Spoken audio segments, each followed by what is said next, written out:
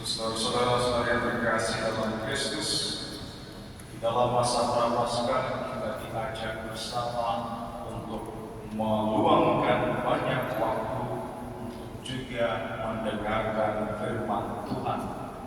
Di dalam masa Prapaskah biasanya kalau di Indonesia itu selalu dibuat ya pendalaman kitab suci dengan tema-tema khusus.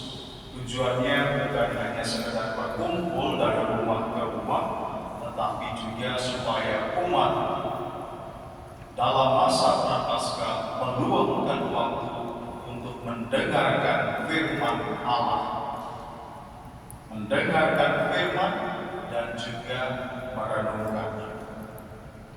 Di dalam bacaan Injil pada hari ini kita mendengar dengan jelas bahwa Allah menyatakan anaknya di hadapan ketiga murid Petrus, Yakobus dan Yohanes. Terdengar suara dari surga yang mengatakan, "Inilah putraku yang terkasih, kepadanya aku berkenan, dengarkanlah dia." Kalau kita melihat dalam liturgi gereja, kalau kita betul-betul memberi perhatian kepada liturgi gereja, sebenarnya liturgi gereja Katolik itu sangat-sangat indah, dan setiap perayaan itu disusun sedemikian rupa dengan maksud tertentu. Minggu lalu itu masa Prapaskah yang pertama, minggu pertama kita mendengar baca tentang apa? Tentang baru 1 minggu, belum 1 tahun.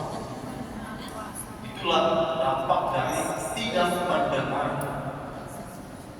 Yesus dicobai di padang gurun selalu setiap minggu pertama Prapaskah. Ingat baik-baik, selalu setiap minggu pertama Prapaskah kita didengarkan atau kita mendengarkan bacaan tentang pencobaan di padang gurun. Yesus dicobai pada bumi, itu selalu minggu pertama Prapaskah. Jadi ingat baik-baik, jangan lupa. Ingat mungkin seminggu depan sudah lupa. Minggu kedua, hari ini kita mendengar tentang apa? Yesus dimuliakan di atas gunung. Dan juga minggu kedua berbicara tentang transfigurasi atau Yesus yang berubah-ubah di atas gunung. Itu 2 minggu ini selalu berbicara tentang 2 poin. Pertanyaan lebih dalam lagi, kenapa? Kenapa gereja Katolik tidak memilih bacaan yang lain? Kenapa pencobaan di padang gurun dan Yesus dimuliakan di atas gunung? Apa bedanya? Dalam bacaan minggu lalu, si iblis berusaha untuk merebut kemuliaan Allah.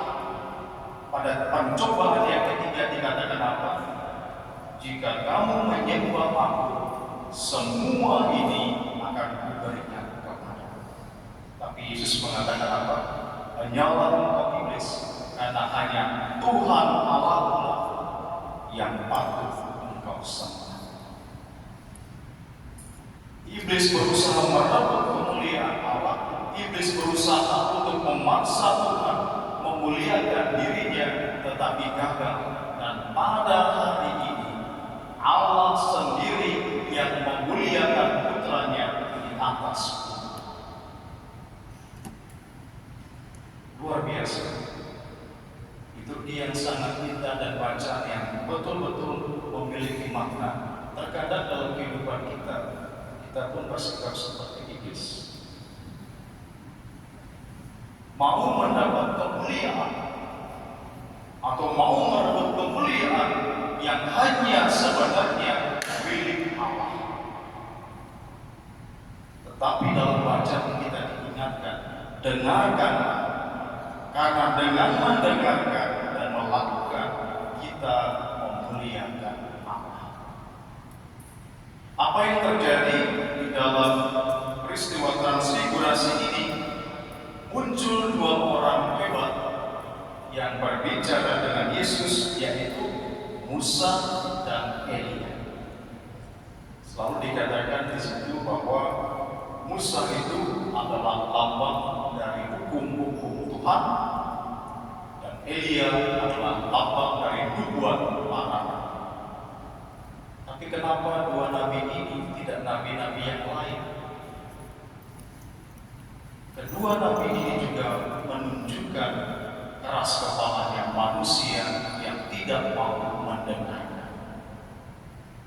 Musa ketika dia membawa bangsa Israel keluar dari Mesir, apa yang terjadi?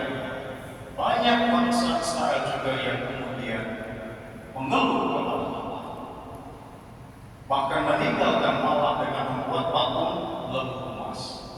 Maka Allah mencoba untuk menuntun mereka dengan hukum-hukumnya. Maka muncullah yang namanya 10 perintah Allah. Masih ingat 10 perintah Allah? Kalau lupa tidak umur ya. 10 perintah ini yang menjadi hukuman, yang menjadi hukum dan juga penuntun bagi bangsa Israel. Tetapi apa yang terjadi? Hukum sudah diberikan, tetap keras kepala, tidak mau mendengarkan hukum-hukum ini. Maka setelah Musa berlalu, era Musa sudah berakhir, muncullah kemudian era raja-raja yang kemudian juga memunculkan Nabi Elia. Di dalam masa itu, bangsa Israel juga bersikap keras kepala dengan tidak taat kepada Allah dan malah menyembah dewa-dewa yang lain. Maka Nabi Elia sangat keras menentang mereka, mengajak mereka kembali kepada Allah. Apa yang terjadi? Juga tidak mau mendengarkan Allah.